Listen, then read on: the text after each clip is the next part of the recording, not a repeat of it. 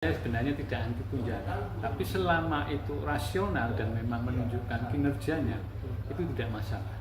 Pengamat politik Universitas Pancakti Tegal, Unggul Sugiharto menilai, perlu rasionalisasi besaran tunjangan perumahan yang didapatkan anggota DPRD Kabupaten Kota. Rasionalisasi itu bisa disesuaikan dengan besaran harga kontrak atau sewa rumah di masing-masing daerah.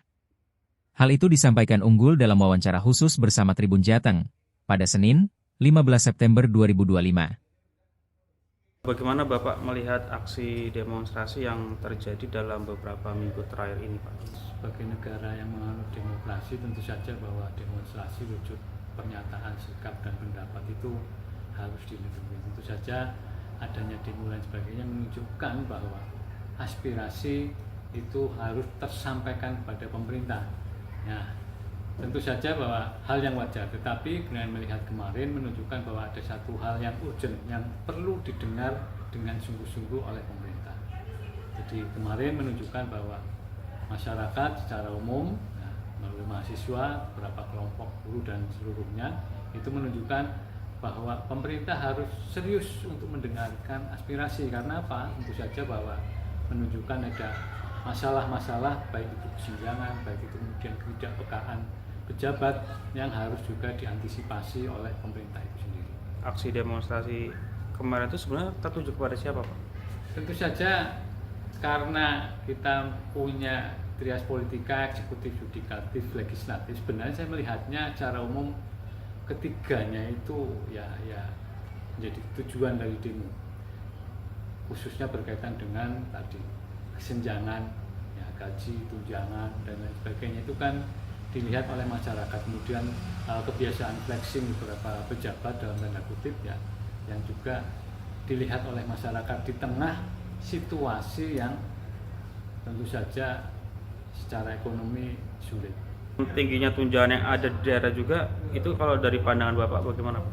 Ya kembali tadi pada prinsipnya tunjangan itu bukan satu hal yang perlu didapatkan.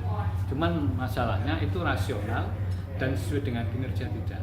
Saya mencatat memang dari 4 wilayah, dari Pemalang, Tegal, Kota Tegal dan Brebes, ini tunjangan perumahan itu yang tertinggi justru di Kota Tegal.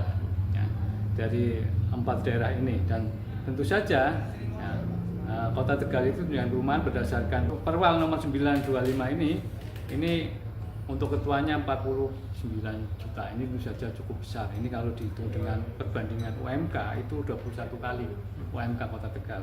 Dan yang ini tentu saja itu perlu satu kajian lagi apakah itu memang dibutuhkan tidak. Tapi yang menarik ini tunjangan perumahan justru di Kabupaten Pemalang itu ketuanya nggak mendapat tunjangan perumahan karena dia mendapatkan rumah dinasnya.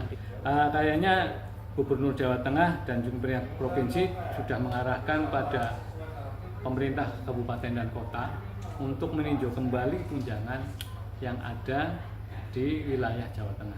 Menurut Bapak itu masih perlu diturunkan atau bagaimana, Pak? Kekatnya kalau saya istilahnya bukan diturunkan tapi dirasionalisasikan. Ya.